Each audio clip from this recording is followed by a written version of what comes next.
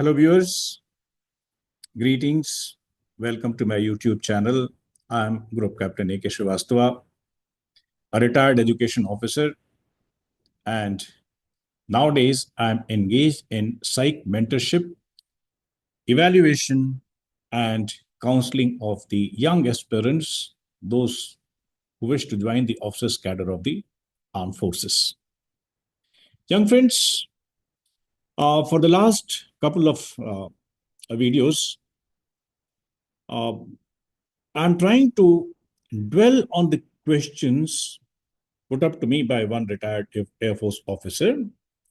And today, the video for today is again my attempt to answer two of her questions, or I would say, next question, that is sixth in the sequence, and it deals with two very important entities.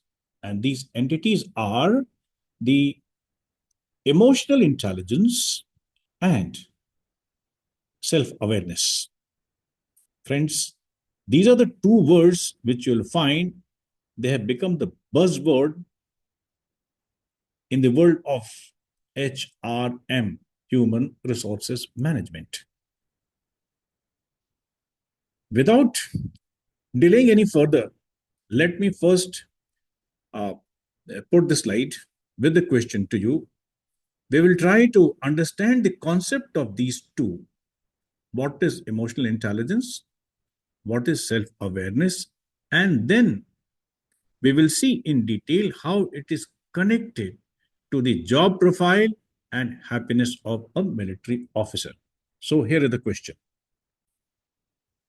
Friends, the question is, as you can see on your screens, in your view, how important is the emotional intelligence and self-awareness for success in defense services? I repeat, in your view, how important is the emotional intelligence and self-awareness for success in defense services? Friends, let us understand what is emotional intelligence, and also we will understand what is self-awareness.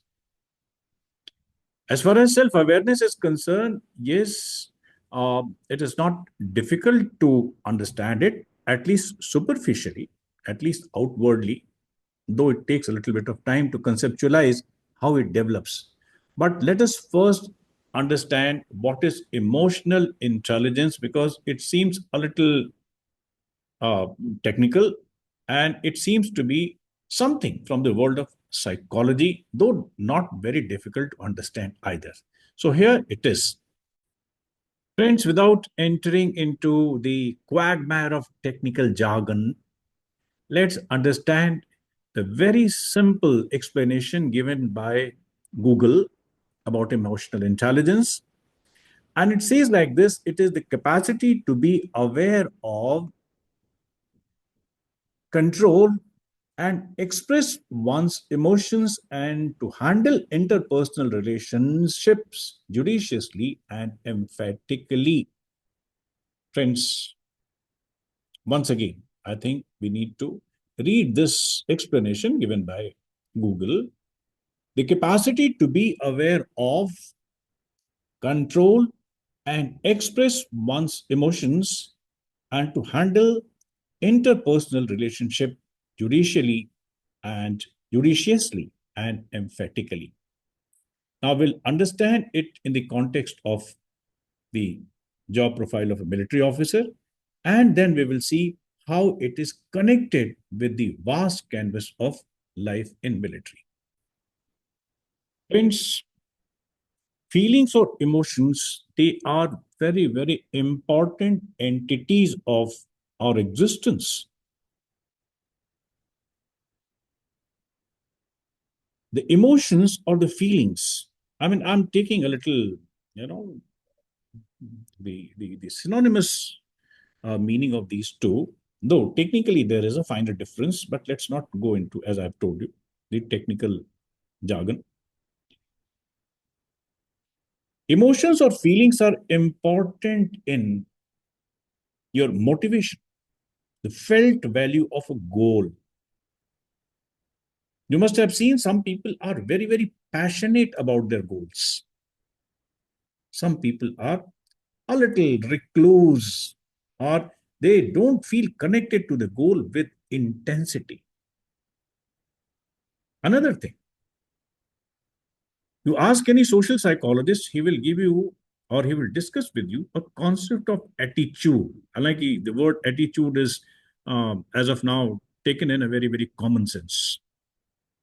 But attitude is something which is a system of, it's a preset, it's a system of your responses which consist of thoughts, feelings, and actions. So, formation of attitudes to make your opinion towards something positive, negative, or neutral. By the way, please do not confuse it with the SSB related positive, negative, and the neutral. It is purely academic. And as far as the attitudes are concerned, attitudes are either favorable, unfavorable, or neutral, which is represented as the positive, negative, or neutral. Another thing is, with the feelings or emotions, we get bonded with other human beings. The different equations in relationships, it could be friend to friend, it could be the individual with the family, it could be your countrymen, society, or little more intimate friendship. But without emotions, it is difficult to imagine any kind of human equation. Emotions are higher, emotions are lower. Here I'm talking about a composite entity of emotions with which we feel connected with the people. We feel ourselves as a part of the team. We feel the value of some goal, and we make a favorable or unfavorable attitude towards anything. So, feelings or emotions are very, very important. Now comes emotional intelligence. Friends, remember, when the human beings are under the influence of emotions, by the way, all of us, we have got emotions or feelings, but they are not every time active. Sometimes, due to some internal or external happenings, events, we get charged up as far as emotions are concerned. Emotions become active, feelings becomes active. By the way, I'm again cautioning you that I'm taking the feelings and emotions in the same sense. Let us say you saw a friend after a lot of time, you get emotionally, your emotions become active. Something bad happens for the individual, for the family, for the society, people feel, you know, depression, dejected. Emotions are higher and lowers both, I'm talking about. So emotions become active, and emotions are the basis of the bondings. Now, with this bonding, we have to maintain the uh, relationships. We do not really go about the human relationship like knee jerk responses. No. The bondings have to be permanent for a healthy and a person with good mental hygiene. Friends, remember, you in the armed forces as an officer, or for that matter, every personnel of the armed forces has to work in a team. Perhaps nowhere else, the importance of teamwork is there as they are in the armed forces. We have got the sense of regimentations. We merge our identity with that for a squadron or a platoon, in nutshell, it's a teamwork. Nobody is a one-man army. And if an officer is not in control of his emotions now, as I've told you just a couple of minutes back, that emotions become active. Then what happens under the active emotions? Then our cognitive faculties, they are affected. Our response and the reaction to the situations and the decisions, they are influenced by the active state of emotions. Dear friends, you're a professional, and more than anything else, you are a leader of your troops. You can ill afford to get swayed by emotions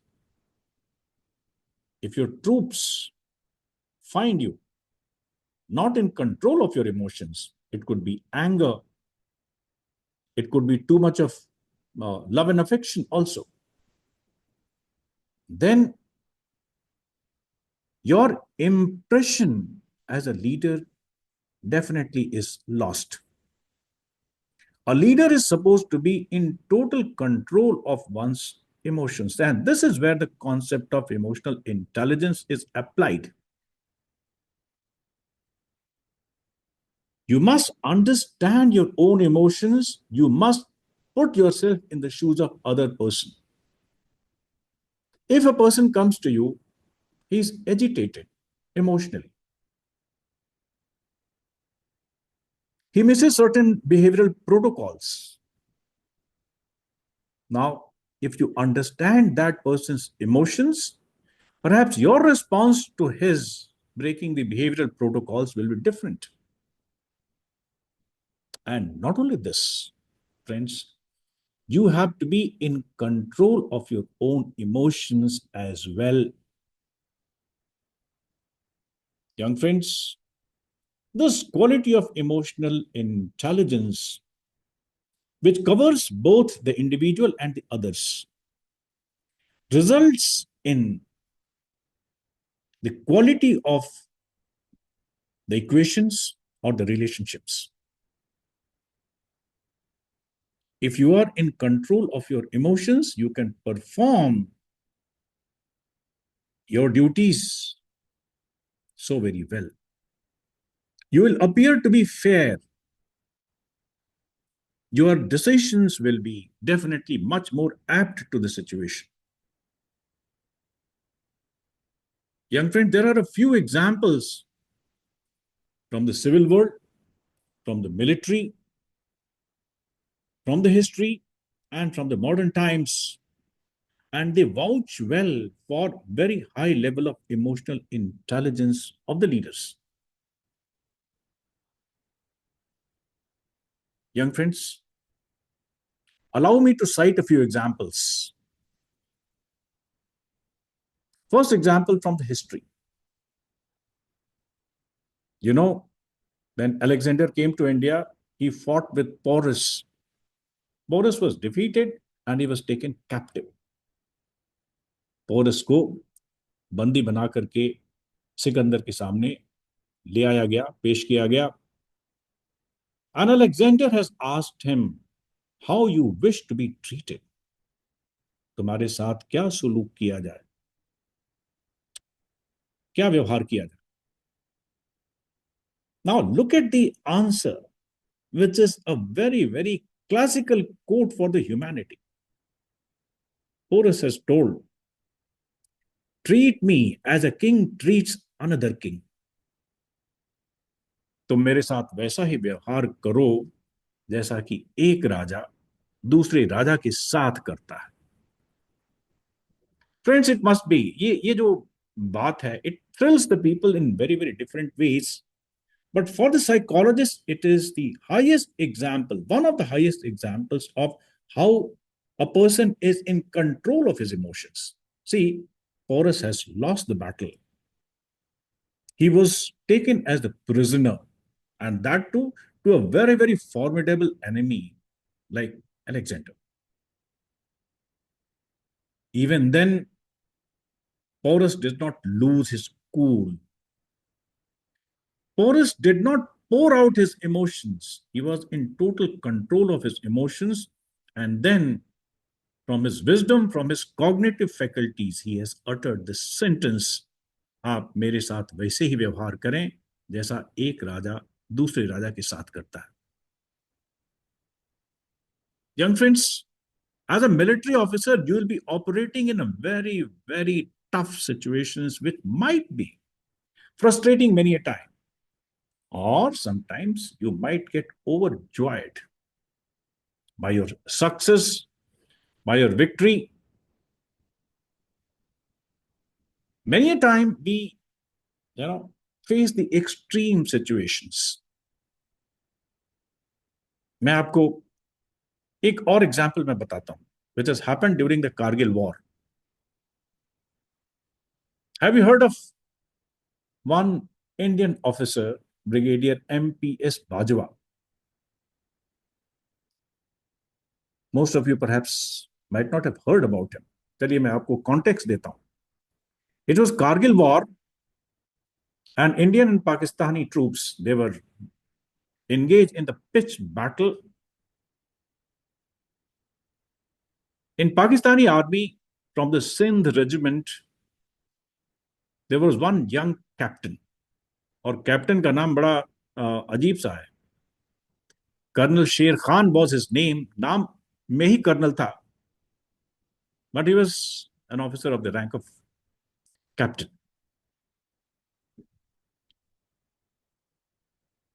The way this person has put the resist, he led his troops,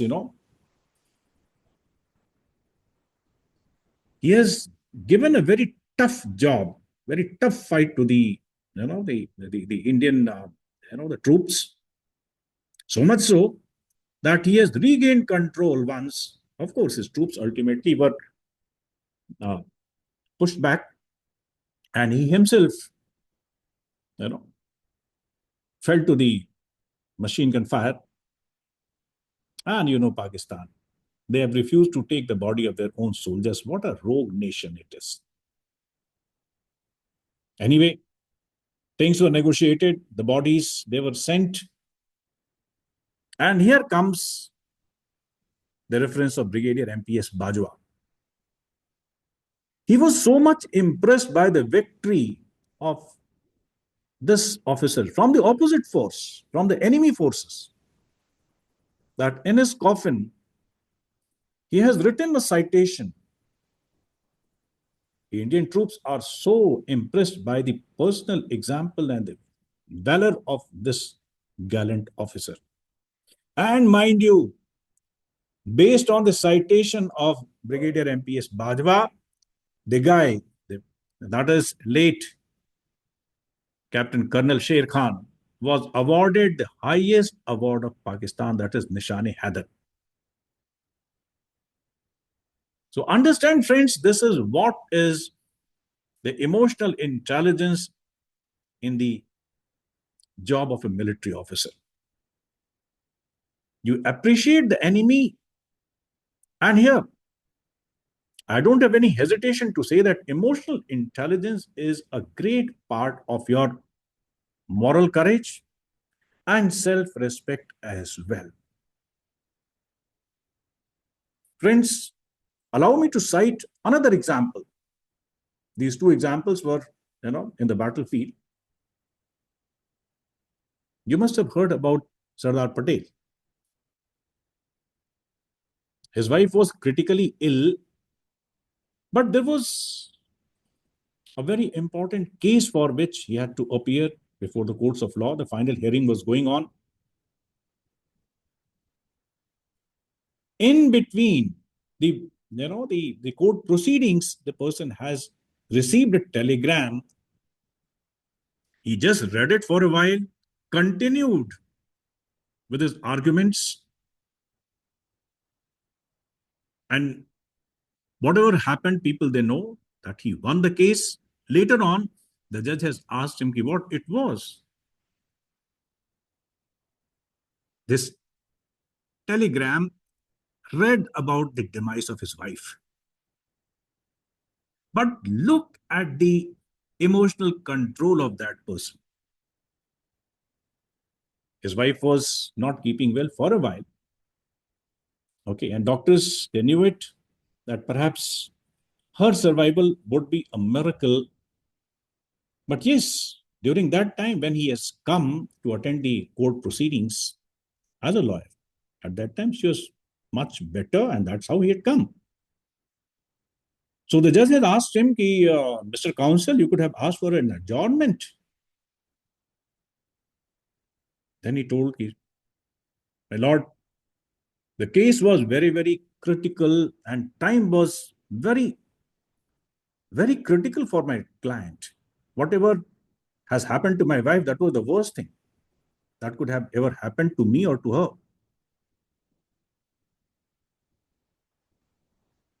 Friends, now you understand the same thing can happen to any military officer. And the third example, allow me to cite from the Gorkha Regiment. And I'm really sorry, I'm citing this example only from my memory. I don't have any records to authenticate it. But at that time, I read in the newspaper, and it happened with a Gorkha Regiment commanding officer. The Paltan was based at Gorakhpur, Eastern UP. And the son of the commanding officer was martyred in the battlefield. His body was brought there. And as per the full military honors, the young officer was given a farewell. And mind you, this farewell was led by nothing less than the commanding officer and the father of that officer. A father in complete military uniform without violating a single protocol, SOP. He has bid him the farewell on the funeral ground. So, young friends, what I want to drive home is that you will face very, very critical situations in the military operations. As far as the emotional intelligence is concerned, it calls for a total command of your own emotions. Another thing, friends, that